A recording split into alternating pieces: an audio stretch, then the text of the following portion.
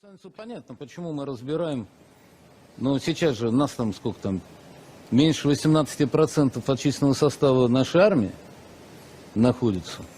И ясно почему. Притом армии мирного времени. Ясно почему. Потому что мы готовы к тому, что, может быть, придется столкнуться в прямом боестолкновении со всей армией НАТО. Let's turn overseas now and the war in Ukraine, where more than a dozen civilians are dead and dozens more hurt after Russian forces bombed a crowded shopping mall in the central city of Kremenchuk. CBS's Remy Inocencio is there. Thick black smoke billowed from this shopping center in the central Ukrainian city of Kremenchuk this afternoon, the handiwork of Russian missiles.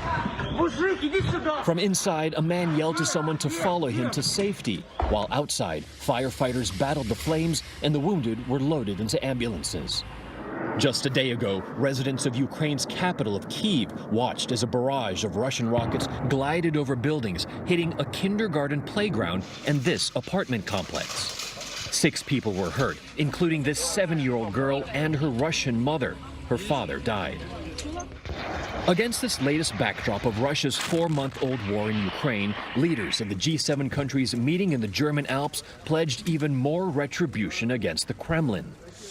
While NATO, its leaders meeting later this week in Spain, said it would increase to more than 300,000 the level of high readiness troops, part of its biggest defense overhaul since the Cold War.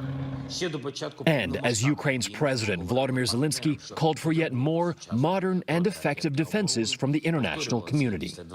Some have started to arrive. These destroyed Russian military trucks near the Kharkiv front line are thought to be from the first strikes of U.S.-supplied guided rocket systems known as HIMARS that made their way into Ukraine just days ago. But not in time to turn the tide for the eastern city of Severodonetsk. Ukraine ordered a retreat over the weekend, handing the city to Russian forces. And here in the capital, those recent rocket attacks, the first in 3 weeks, are a reminder that even though they've become rare, this city of 3 million people is still very much within reach of Russia's military at any time. Nora? Remy Inocencio, thank you very much. NATO will significantly increase its high readiness forces from 40,000 air, land and sea troops to more than 300,000.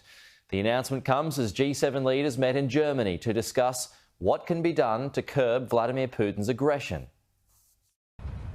As the skies darkened over this summit, so did the mood, with the news from Kremenchuk and a sombre assessment from Ukraine's leader. President Zelensky told the G7 his country urgently needs more help. They look relaxed, but their mission here is deadly serious, maintaining unity 5 months into this war. A smiling Prime Minister has left his domestic troubles at home, but also knows he's winning the argument with France and Germany, that now is not the time to negotiate with Putin.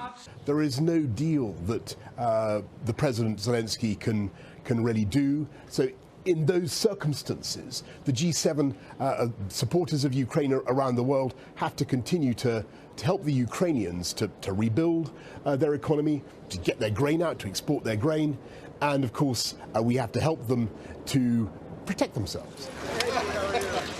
As G7 leaders joined others from developing nations for a family photo, one of the biggest changes in the Western alliance in years was announced elsewhere. We will transform the NATO response force and increase the number of our high readiness forces to well over 300,000. Together, this constitutes the biggest overhaul of our collective defense and deterrence since the Cold War. NATO is increasing its rapid response force more than 7-fold and bolstering troop numbers in the Baltics. A radical shift prompted by Russia's aggression against Ukraine. Vladimir Putin wants less NATO. He's ending up now with a lot more of it on his borders. Another of his strategic objectives is dividing the Western alliance. It's gone to great lengths to appear united here.